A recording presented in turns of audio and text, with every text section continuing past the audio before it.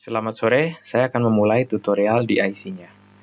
Jadi yang pertama, untuk membuat proses DIC ini rapi dan pengelolaan hasilnya juga cepat, itu mengatur direktorinya. Jadi yang pertama adalah membuat direktori dari project itu sendiri. Jadi kalau contoh di sini adalah project tutorial DIC, namanya kayak gitu, berarti project tutorial DIC. Pokoknya buat folder yang berisi nama proyeknya atau nama penelitiannya. Kemudian di dalam situ bisa dibuat folder untuk setiap sampelnya. Nah, contoh kalau saya akan buat sampel contoh A1 strip sesuai namanya aja sih ya, berarti kalau saya A1 05S contoh. Nah, di dalam folder ini nanti dipisah juga, ada sampel, ada hasil perhitungan, biar lebih mudah aja mengelolanya. Nah, contoh ini untuk sampelnya, buat folder samples. Nah, samples ini berisi mentahannya, berarti foto-fotonya ya. Nah, kalau ini kan saya udah ada pengelolaan, jadi saya dari sini aja. Nah, jadi kalau seandainya nih baru selesai dari foto, copy aja fotonya ke folder samples tadi. Nah, kalau saya ambil dari yang udah ada, taruh sini, taruh di samples.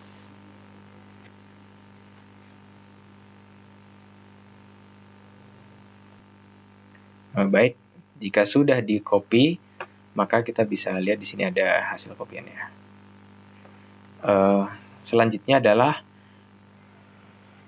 membuat folder untuk pengelolaan datanya. Jadi kalau di sini kan ini yang file saya yang dulu ya, itu biasa saya taruh di workdir. Kalau ada dokumentasi yang selain dari sampel, berarti bisa buat juga dokumentasi. Atau ada dari foto yang mungkin bisa berguna, mungkin enggak, masih ragu, taruh aja di non-samples. Kalau saya kayak gitu. Nah, selanjutnya adalah saya bikin directory untuk working directory atau directory untuk kerjaan di ICE nanti. Nah, ini namanya bebas, tapi kalau saya workdir. Nah, taruh aja sini. Nah, selanjutnya setelah foldernya tersetup, kita buka DICE. Digital Image Correlation Engine.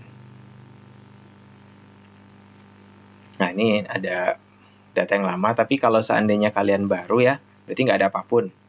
Nah, kemudian kita load reference. Nah, load reference itu kita ke yang tadi yang udah dibuat, folder yang udah dibuat. Itu ada di sini. Nah, di sini dan di samples. Nah, yang mana yang dijadikan sebagai reference yaitu ya bebas. Jadi yang biasanya digunakan adalah yang titik ketika masih diam, yaitu ketika belum ada tekan, yaitu foto pertama. Tapi sebenarnya mah bebas. Itu intinya dijadikan jadi referensi awal. Kan strain itu adalah pergerakan akhir dikurangin pergerakan awal dibagi total panjangnya. Nah, pergerakan awalnya di mana ya terserah. Nah, kalau saya ambil aja yang paling awal, karena itu diasumsikan yang belum gerak. Jadi ketika belum gerak berarti otomatis strain 0 dong. Nggak ada stress, nggak ada strain. Oke. Nah, ini adalah sampelnya. Nah, bisa dilihat ini adalah bagian yang akan kita track. Nah, selanjutnya kita load deform atau kita memasukkan gambar-gambar yang sudah ditekan dan sudah mengalami perubahan bentuk, yaitu deform. Nah, itu mulai dari 2 sampai terakhir ya, kalau saya. Jadi shift klik, oke, open. Nah, kalau sudah, selanjutnya adalah membuat region of interest, yaitu area di mana dia akan dianalisis oleh DICE ini, yang akan di track. Oke, nah saran saya yang region of interest itu yang resolusinya tinggi dan tidak blur dan dia titik-titiknya dengan jelas terlihat.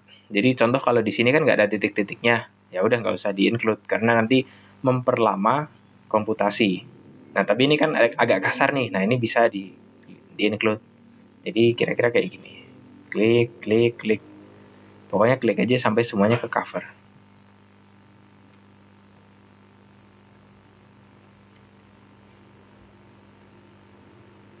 Ya, untuk seberapa inklusif itu bebas. Yang jelas, semakin buruk kualitas titik, maka semakin memperburuk hasil dari DIC. Nah, contoh kayak gini kan kontrasnya jelek ya, karena dia mungkin pantulan langsung dari cahaya lampu ataupun karena ada mortar di sini. Jadi kita bisa skip aja itu, nggak usah include di region. Nah, seperti ini. Ya ini kasarnya aja lah ya, kayak gini, kayak gini, kayak gini. Lanjut, lanjut.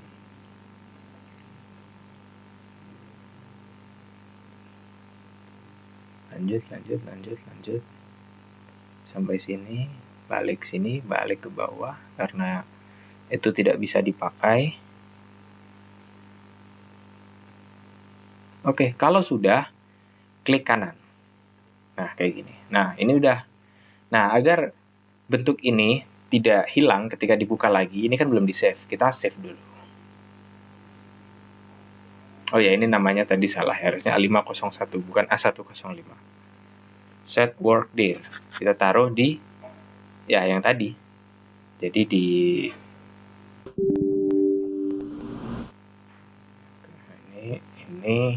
ini bukan, oh, bener.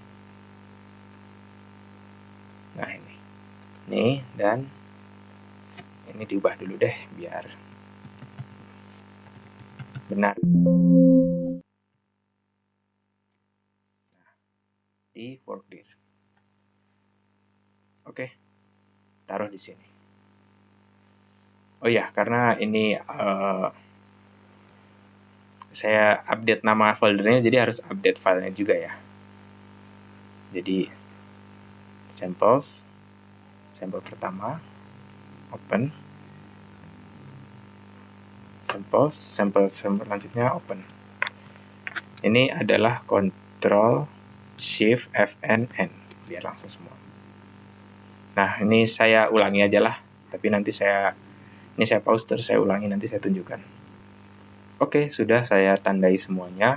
Jadi pastikan dari folder yang benar, namanya benar, kemudian di form juga tadi sesuai, kemudian set work dir. Jadi ini set work dir, di sini kan ini di work dir-nya, terus select folder. Oke, kalau sudah, ya sudah, kita kemudian lanjut ke option. Nah, option ini masing-masing saya akan jelaskan. Subset base fulfilled itu artinya semuanya di track, dan kemudian yang di track itu per subsetnya. Jadi semua region yang ditanda ini akan dibuat subset. Nah, subsetnya seberapa besar dan seberapa banyak yang dibuat itu tergantung di bawahnya. Nah, di sini ada initiation method. Initiation method itu artinya dia akan membuat subset. Jadi dari sini dia akan dibuat subset dengan ukuran tertentu dan prasyarat tertentu. Nah, prasyaratnya di sini ada namanya SSIG threshold. Itu menunjukkan seberapa tinggi kontrasnya. Jadi semakin tinggi SSIG threshold di set, maka kontrasnya harus tinggi agar diterima oleh mesin ini. Jadi contoh nih, di sini tuh akan ada yang namanya tes. Mana ya? Ini. Ya, bukan. Ini. Preview SSIG mask. Nah, kalau saya maksimalkan thresholdnya, maka dia harus kualitas bagus banget baru dia di track atau dia dibuat subsetnya. Nah, kita lihat, kalau thresholdnya 500, dia akan membuat segini. Oh, masih loading. Bentar.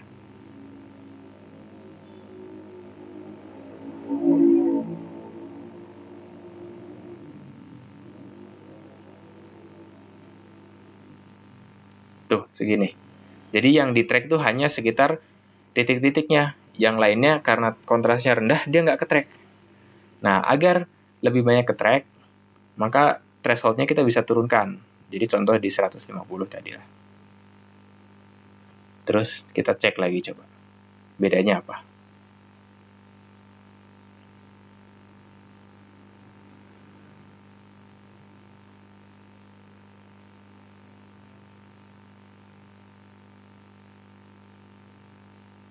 Nah, ini ada biru ya. Biru ini artinya masih proses, kalau udah selesai hijau. Nah, kalau dengan threshold segitu, maka lebih banyak kan? Karena dengan kontras yang tidak terlalu banyak, dia dibolehkan untuk dianalisis. Nah, ini gunanya apa?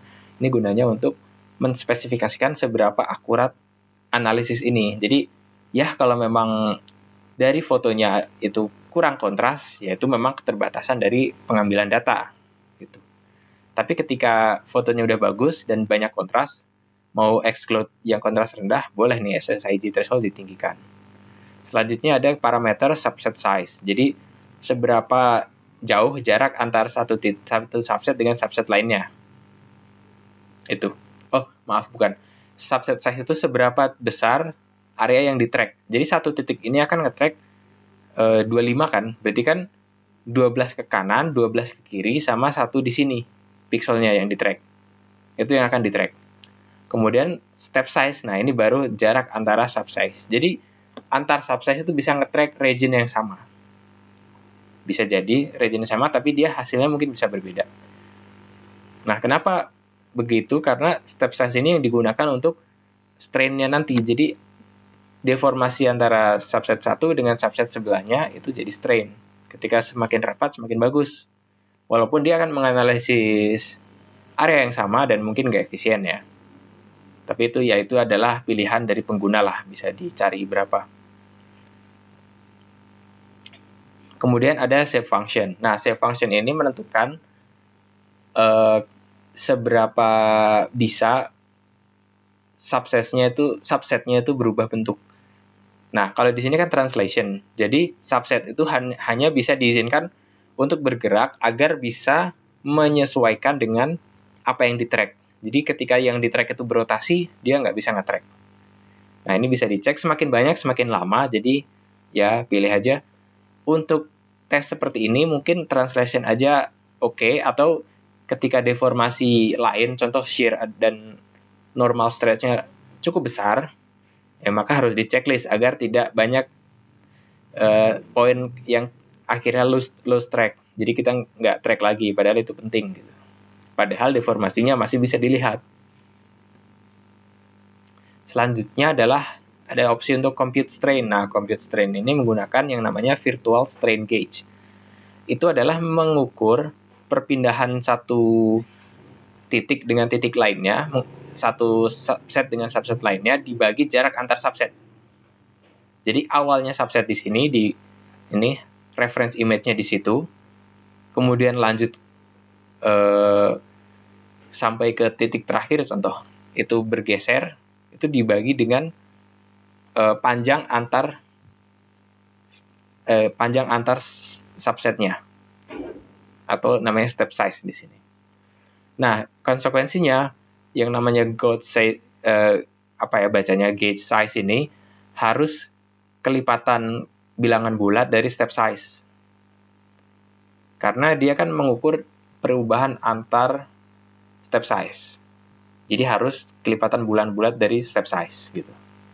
Ya, bisa 36, bisa 15, bisa di-set lah ini.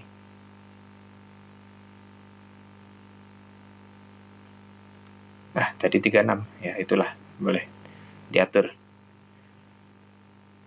Kemudian selanjutnya itu ada pilihan untuk omit text output. Itu berarti text outputnya akan dihilangkan, tapi nggak usah di-checklist saja. Kemudian filtering bisa menggunakan Gauss filter images. Jadi sebelum dianalisis, gambarnya dimasukkan ke proses namanya Gauss filter. Ini untuk buat gambarnya jadi ngeblur.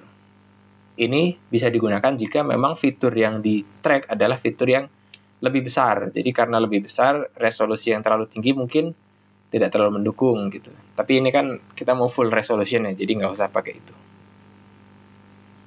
Mungkin atau gambar yang noisy bisa dihilangkan itu noise-nya.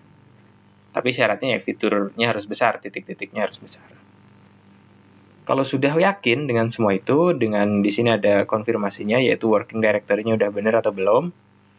Ya kalau sudah, run to D gitu. Di run to D, ya klik aja run to D. Terus dibilang nih existing files found in working directory. Berarti kan sebelumnya udah pernah run. Kalau udah kayak gitu ya bebas, boleh dipindahkan dulu atau di overwrite. Overwrite berarti yang lama dihilangkan. Ya ini saya cancel aja karena kan saya udah pernah run ya. Jadi pokoknya di run aja. Nanti kalau sudah di sini akan ada informasi successful gitu. Jadi nanti ada image keberapa sampai selesai terus successful. Kalau ada yang masalah berarti ada masalah di sini dan di sini. Ya, kalau sudah successful, maka hasilnya akan seperti ini. Nah, hasilnya akan seperti ini.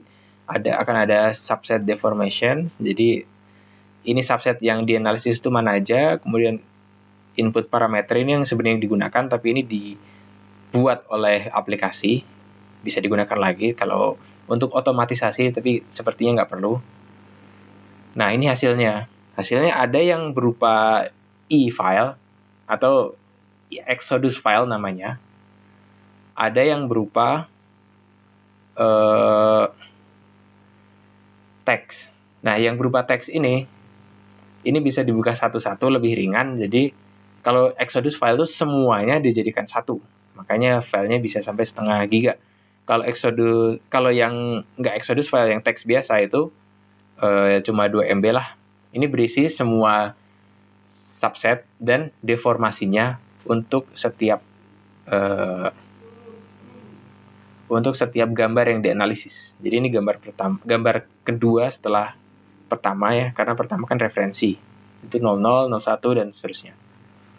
Nah, kira-kira begitu untuk analisis DIC. Selanjutnya akan dilanjutkan dengan analisis dan pengolahan data post processing menggunakan ParaView. Untuk DIC sampai sini selesai.